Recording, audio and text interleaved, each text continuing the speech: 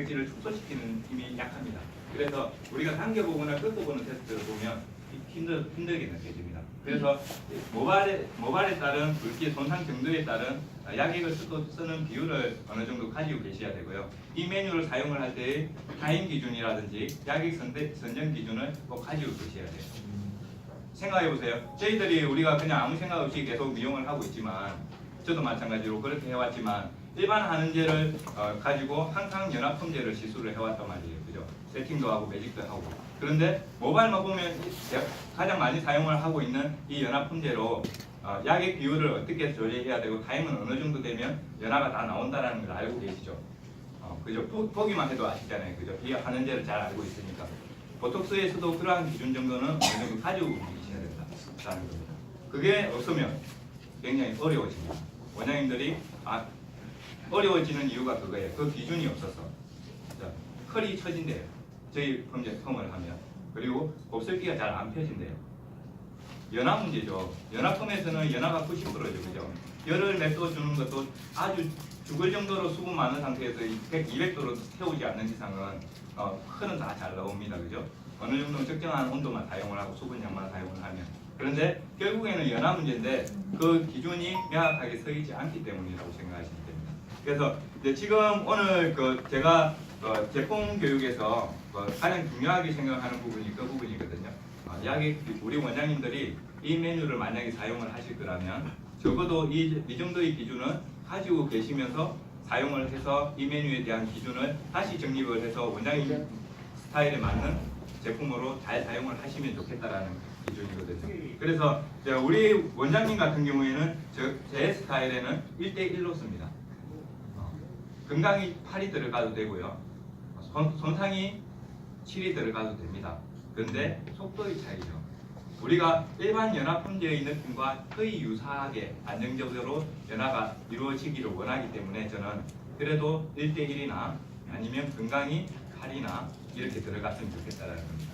그래서 이제 오늘 일단은 한은제를 발라놓고 제가 약의 선정 기준이라든지 이 부분에 대해서 설명을 좀 드릴게요. 그리고 고객님들의 만족감이 다르다는 중요한 거예요. 그리고 미용사의 만족감이 다르냐. 우리 소영 강사님이 말씀하셨던 연모라든지 강한 곱슬들 있죠, 그죠? 이러한 모발에 시술을 했을 때 즉시 효과를 바로 보실 수가 있어요.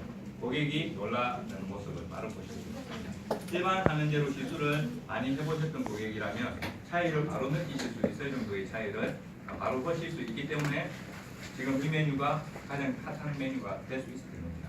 그래서 지금 이 메뉴를 조금 이따가 제가 설명을 더 드릴 부분 중에 하나가 다른 매장들에서 이 메뉴를 어떻게 활용하고 있는지에 대해서 설명을 좀 드릴게요. 우리 고객들에게 어떻게 제안을 드리고 있는지, 우리 미용사가 왜 이 메뉴를 가지고 극한 상황에 있는 모발한테만 제안을 드리는 그 마음의 아픔을 저는 압니다.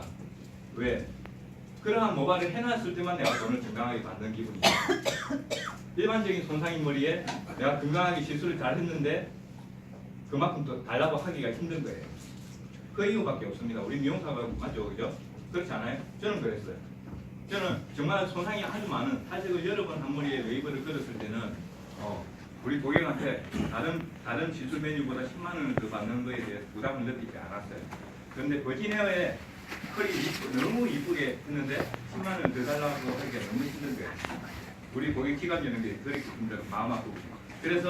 그런데 이 메뉴를 어떻게 제안 드리느냐에 따라서 그게 지워지기도 한다는 거예요. 그래서 다른 매장들에서 어떻게 제안 드리고 있는지 저희 카탈로그를 한 번이라도 보셨던 분들은 대부분 이걸 압니다. 열 처리를 하는 게 좋다라는 걸 알죠, 그죠? 그런데 요즘 모발은 특히나 우리 원장님 같은 모발은 열 처리를 안 해도 되는 모발에 속합니다. 그런데 이제 그 부분을 체크를 할 줄 알아야 되죠, 그죠? 이 머리는 열 처리를 할지 아니면 그냥 자연 방치로 갈지 그걸 선택을 해야 되죠, 그죠? 자연 방치로 하면 좀 길게 걸릴 거고 아니면 열 처리를 하면 좀 빨리 되는데 안정성이 어떤 게 더 보장되느냐거든요. 그러면 이제 테스트를 한번 보는 거예요. 테스트를 보는 거는 그쪽에서 보세요. 모발의 사용량을 결정리를 하셔서 0.5에서 1cm 정도의 양으로 접어서 봅니다. 모발이 단단하면 이렇게 되겠죠. 갈라지죠. 그죠? 저 보면 여기 약액이 안 발리는 부분은 갈라지잖아요. 그죠?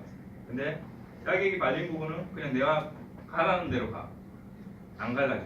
맞죠? 그죠? 그러면 약액이 흡수되어서 면화를 벌써 시작했다라는 거예요. 그 정도 손상도가 높다라고 생각하시면 됩니다.